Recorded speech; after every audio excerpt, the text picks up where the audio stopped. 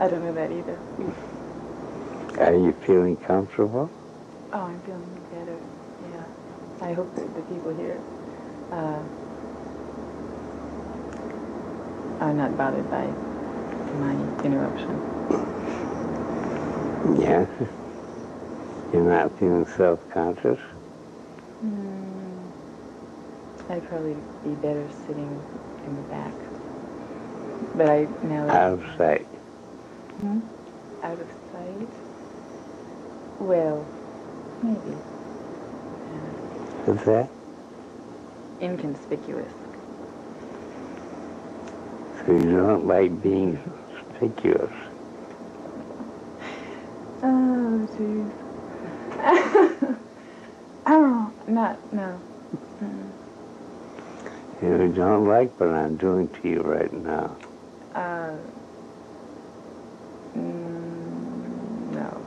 Well, I have mixed feelings. I'm flattered by the attention, and I am curious about what you wish the hell I'd stop. Mixed feelings. Feelings. If I was just talking to you and hadn't interrupted, that would be one thing. But so you're concerned about these people? Well, yes. I spare time here, and I walked in on that time. Now let's lay to rest another firm belief that in doing psychotherapy, you should make your patient feel at ease and comfortable. I've done my best to make her feel at ease, conspicuous, and embarrassed. And it's hardly a way to begin a good therapeutic relationship, is it?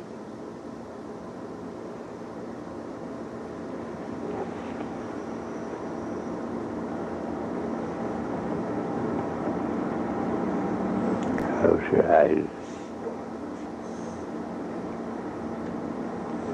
and keep them closed. Go deeply into trance and feel very comfortable. Let's consider that last segment, and let's look a little bit into the context first. First of all, we see the Italian therapist, Rosa, and she is sitting in a posture that is somewhat defensive seeming. Her arms are crossed, her legs are crossed, and she's leaning away from Erickson. But remember, she's been displaced. In the beginning of the day, Erickson said that she was the one with whom he was going to do the work, and now he has started to utilize Sally, and he has displaced Rosa. We're going to return to that because the social context of a setting is going to be important later on. Let's consider the technique that Erickson uses in working with Sally. First of all, Sally says that she doesn't like being conspicuous, but her verbal protest seems different from her presentation. She comes in late, she's wearing a tank top, she's a very attractive woman, and then she says that she doesn't want to be conspicuous and that she wants to sit in the back of the room. And yet she's done all of these things which really make her more conspicuous. So there are some incongruities between her nonverbal behavior and her verbal behavior that Erickson is quite aware of. And we see those in a number of ways throughout the session. Some of the incongruity between the words that she says and the actions that she takes. When Erickson starts the hypnosis, it's a surprise induction, and it's based on the idea of arm levitation. But before Erickson does the arm levitation, he establishes a setting of physical comfort. And the way that he does that is by changing the locus and the tone of his voice. Erickson softens his voice and uses tactile terms. And he speaks to the floor as he softens his voice, and he says, "Now let's lay to rest another firm belief that in doing psychotherapy, you should make your patient feel at ease.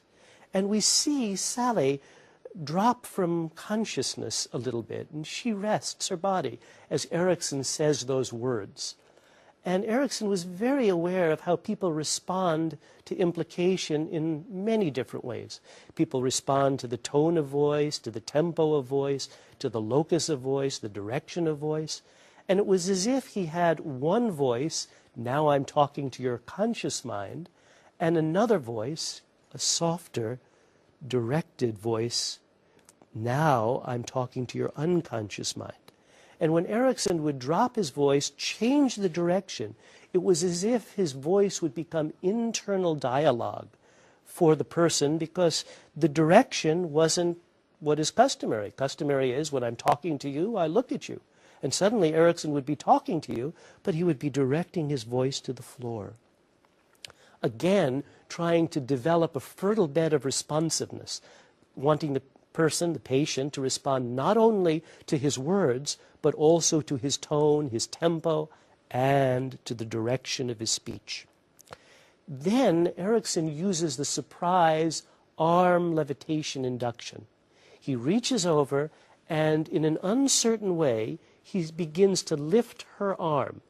And as he's lifting her arm, he is also using some dissociation because he doesn't really look at the arm.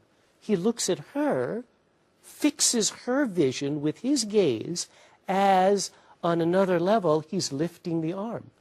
When he lifts the arm, the implication is that she will have an arm levitation and keep her arm in that cataleptic posture. Yet, there's a resistant moment. And at that resistant moment, she starts to put her arm down. And so attuned was Erickson to the moment that when she started to put her arm down, he took charge. And he pushed her arm down, which was one of Erickson's techniques of working with resistance, was to take charge of the resistance. When he put her arm down, he was in charge. And yet, we have a hanging thread. And this hanging thread will be important later. Erickson was quite a dramatist. If there was a hanging thread in the story, in the drama of the moment, he would return to that later. So we're going to see later that Erickson keeps track of that moment. He returns to that moment at the end of the induction so that she does eventually get the arm levitation under his guidance. So now let's turn to the next portion of the tape, a portion in which we see the regression induction, which is based on mostly direct suggestion, still using possibility words, using implication, using a fixation and absorption of attention with his verbal and nonverbal technique to get her to respond to the idea of going back in time. And remember, this regression was seeded, it was foreshadowed by the previous allusion to the nursery rhyme in which Erickson set the stage for regression.